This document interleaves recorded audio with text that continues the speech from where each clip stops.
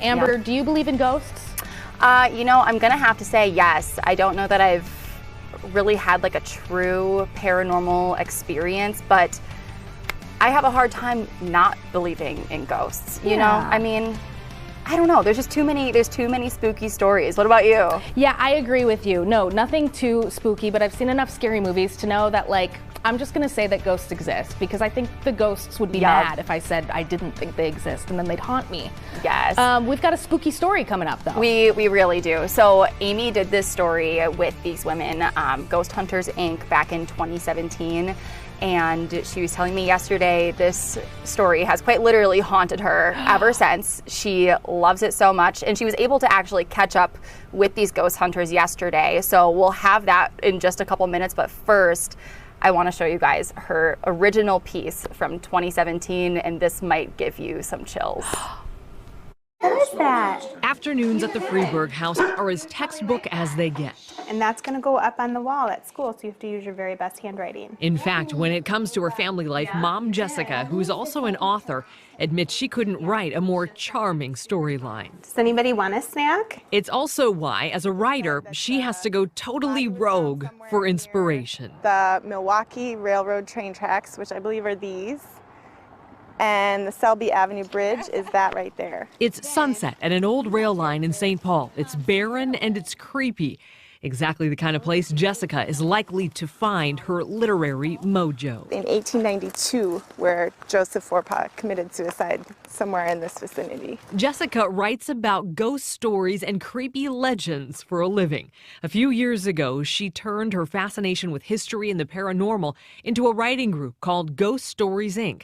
It's made up of other creative types looking for unconventional inspiration. We're not really trying to prove that there are ghosts or disprove that there are ghosts. We just want to know who lived here, what were their stories, and how can that inspire our work, and how can we share those stories through our work. Back at the tracks in St. Paul, the group begins an investigation. When he came here, it would have been a really secluded, wooded area. This is where legend has it wealthy socialite Joseph Forepaugh shot and killed himself in 1892, reportedly after a love affair gone wrong. Ghost Stories Inc. is here. We're looking for Joseph Forepaugh. If you're here, sir, can you talk to us? Okay. Sounded like okay. You can see how this could become addicting. Was that a voice? Will it happen again? And what about that random red balloon that keeps floating across the tracks? At every turn, there is just enough idiosyncrasy to pique the group's interest, but not quite enough to go all in. And as the night goes on, the plot thickens. Joseph Forepaugh arrived in St. Paul in 1858. Next stop in the investigation, Joseph Forepaugh's old home in St. Paul, which is now a popular restaurant. It's believed to be one of the most haunted locations in Minnesota. Employees telling stories of lights being turned on after closing, windows opening, and hearing footsteps in the stairwell. But tonight is a big deal because it's one of the few times they've let ghost hunters in to do a reading. I think the spirits are going to come out to play. Now what's that noise going on? Armed with historical research and some pretty cool looking equipment, the crew takes the hunt. Where else? Into the creepy basement. Okay, hold on. Yeah, so our REM pod is going off right now. So is there somebody next to our REM pod? That means that something is close to it. Just sitting in a space without anything around it, it shouldn't light up. Can you turn it back on again for us so that we know that that was you? Can you speak? Thank you. Then upstairs in the front parlor, same thing. That's one of my favorite pieces of evidence because it's so easy to see. We all know how that works because the kids play the video games with it, and there needs to be a human body in front of it in order for something to map in. And when a human body maps in and there's nothing there, there's no one there, it's pretty cool. And then a couple more paranormal nudges. Take a look at what happened while photojournalist Josh Grenier and I were taking a break from ghost hunting to interview author Jay Asher. It's kind of an expanded telling of the Pied Piper legend, which was very, what's that? Yeah? Do you have anything you want to add to this story? Then there's the curious moment when the group's lead historian, Natalie Fowler, talks to us about why she has empathy for ghosts. And I always thought it would be equally scary to be the ghost I just had a need to know what that was like. And I thought, if someone is... And this happens. Could be coincidence, but interesting to note in the hundreds of interviews Josh and I have done over the years, that's never happened to either of us before. The thought of it is terrifying. But I always tell people when you go to a place and it has a haunted history and you're asking the ghosts to interact with you and then they do, well, it's kind of nice. I mean, you just asked them to turn the flashlight on and by golly, they just did. I mean, how can you be scared of that? Yes. Keep it off. Thank you. So you can turn it back off again. And it's not fear, but fascination with the unknown, the thrill of the chase that keeps the creative juices flowing, and these inspiration seekers coming back for more. You can do anything you want with the light now. Because sometimes the best storyline is the one that's lurking around the corner. Amy Hockert, Fox 9. These are friends of mine, and I call you my friends because we've been in the trenches together. We did a ghost hunt together several years ago. Jessica Friedberg and Natalie Fowler are amazing, women who also have this amazing thing that they do on this kind of on the side, I guess you could say. So Jessica, do you want to start and just explain who you guys are and what you do? I would love to. Thank you. Yes, once you ghost hunt together, you're instantly friends forever, I think. That's how it works. So Natalie and I are part of a group called Ghost Stories, Inc. I founded that group about 11 years ago. And we do paranormal investigations for creative inspiration. And that all kind of came together because I wrote a fictional novel about a girl who could see dead people. And my agent said I needed to do some platform building. And I thought, well, obviously that means I should start ghost hunting. So that's what we did.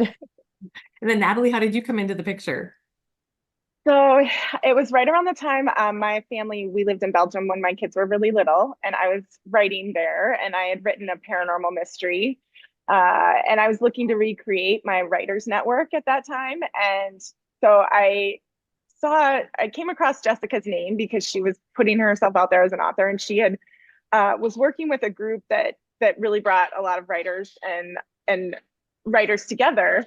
And so I showed up at her event. I kind of stalked her in advance a little bit, and enough to know that we were very compatible. So I knew more about her than she knew about me when I showed up at this networking event. And it was all with authors who were a very wide range of experience. And we went around the room and talked about where we were in our writing process and what we were working on.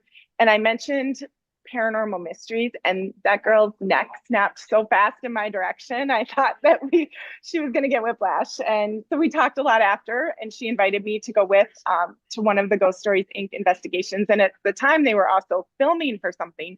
And more than anything, I didn't want to look like an idiot doing something that I had never done before. So I went to the library and did a bunch of research about the investigation, the locations that we were looking at. And after that, the rest is history. It's so cool. I think the coolest thing when I tell people about you guys is that number one, I mean, you're very accomplished writers, number one. So we'll get to that in a second. But number two, you're just like me. I mean, in the sense that you're a mom, a suburban mom who's got kids and stuff to do, and and so in families. So tell me about that, Jess, and how that fits into all of this. Well, it was really funny when all of this started, because I really started out just writing. I was an author first, but the book I wrote, like I said, had to do with ghosts. And the reason I wrote about ghosts is because I'd had so many personal experiences throughout my lifetime. And so every writer's conference I would go to, they'd say, write what you know. And I'm like, well, I know ghosts, so I guess I'll write about that. And when I started to put myself out there, I formed Ghost Stories Inc. Somehow I ended up being on Darkness Radio, which was a paranormal news program, and I was a paranormal news correspondent, and I was also the president of the PTA at my kids' school. And I was like, this is like the weirdest dichotomy of life ever. Like, I don't really know how to explain what's happening to people or who I am. I think the funniest was when I grabbed Natalie. I had her join the group because at the time I was the only girl. It was just me and a group of guys that would go to all these locations and ghost hunt together. We were filming a documentary and having so much fun. But we had to go to LA. And so we had to pack all of these bags to go. And I just love the way Natalie tells this story. So I'm going to like throw it over to her. I just have to say that I had never been ghost hunting at all before I met Jessica. I had barely watched the shows on television, so I knew nothing about it. And one of the reasons I dove into research was just for the sake of not looking like an idiot on camera and to have something to talk about. And I had a true out of body experience. I joined the group, we go on this trip to LA, and she's like, hey, we're doing this investigation. And so here I leave my little kids at home, and I get on the plane, and we're in security, and I'll never forget like having to explain to the TSA agents what all of our equipment was. And I had this moment where I stopped and I was like, oh my God, my life took a really fascinating turn, and I'm cool all of a sudden. That's so great. Yeah, because you do this, and then also you have to go pick up the kids after school or activities. It's amazing. I love the dichotomy, and you guys balance it beautifully. Tell me about the books that you guys have been working on. You've been writing for some time, right? But what is your most recent passion project? Yeah, we both have a really nice selection of books that we've written on our own, but we were asked to write a book about monsters probably 8 years ago. And we were really the ghost girls at the time. So we weren't, sure how we could pull that off, but we're big research nerds. And so we just dove into the research and we wrote Monsters of the Midwest about 8 years ago. It did really, really well. Our publishers actually reissued it. They relaunched it with a new cover. Which they do when they think they can make more money off of it, because it sold so well before. So we were really excited about that. But then after they relaunched it, they were like, so realistically, like, how many of these books do you guys think you could write in a year? And we're like, we think 4. So that has been our passion project lately. So we're just writing one book after another. We turn out a book every 3 months. More monsters. We have Monsters of the Northeast that just came out this fall, and Ghostly Tales of Pennsylvania. But we'll have 4 more that come out next year, including Ghostly Tales or Ghosts of the Wild West. So we're really excited about that one. That's awesome. Natalie, what does your family think about all of this, and the kids especially? Oh, the kids have gotten used to it. I think it's just something that we do, and it's something that they've grown up with as well. We actually did a kids event at the Palmer House, because a lot of what we write about when we write about ghosts, and what kind of our personal mission in this is to make it not so scary for kids.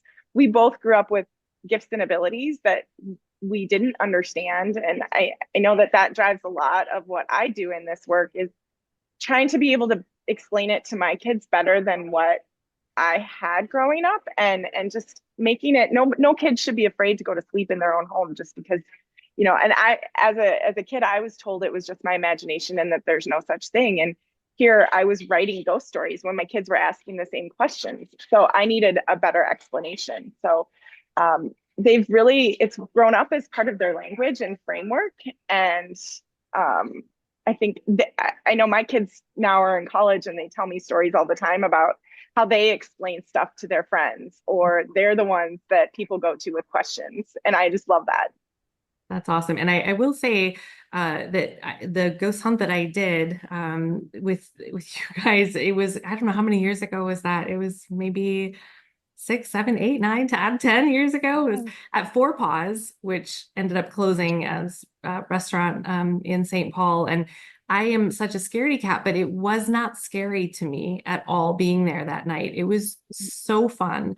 One of the most memorable shoots I've ever been on, I think, in 20 plus years of doing this.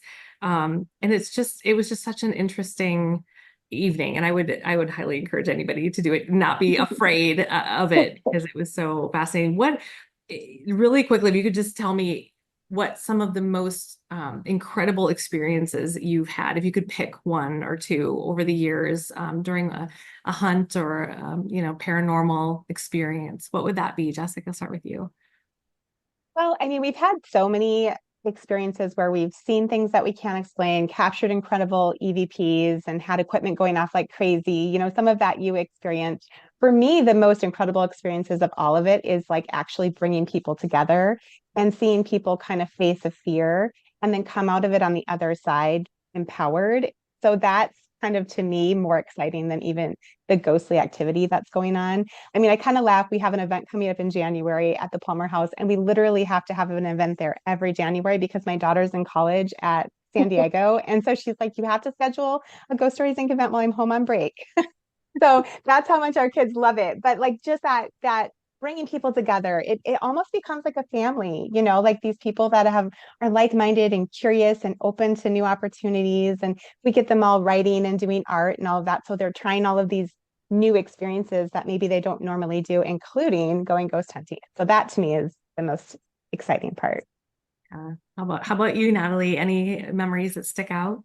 So I just, I am such a history nerd and research geek. I think one of the most amazing parts of this whole experience for me is to dive into the history and explore things that maybe have been forgotten.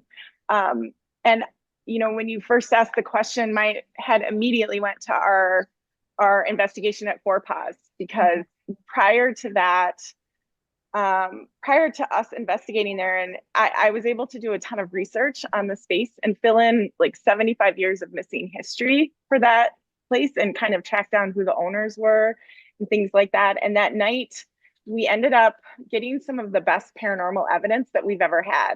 I mean, from the moment where, I don't know if you remember, but the camera fell, the light in the corner fell. I do remember. I was startled, and we always say that there's a difference between being scared and startled, and I was very startled in that moment, and I think the cameras caught it on my face. But I just, having you say that had never happened before, and it was just such a fun energy.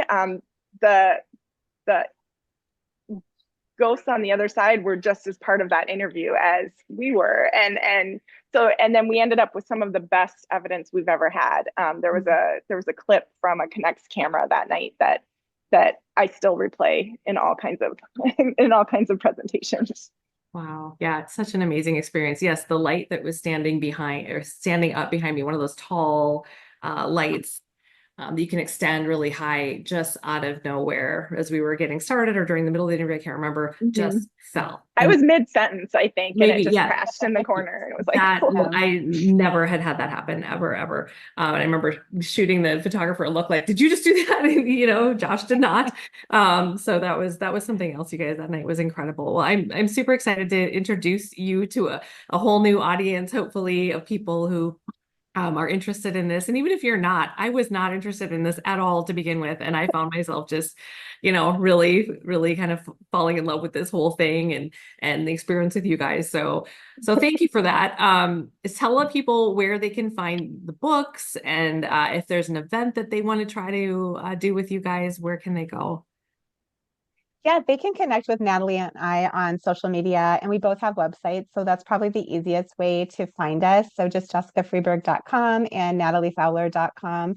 We also have ghoststories.inc, where you can find updates on what Ghost Stories Inc. is doing. We do an event in January, like January 2nd through 5th at the Palmer House that we'll have tickets up for pretty soon. So people can get tickets and come to that if they're interested in giving it a try on their own. Okay. Thank you guys so much. Jessica, Natalie, it was so great to talk to you again. And next time I see you, I hope it's, at an investigation. I would love to do that again. So yes, we have to do that.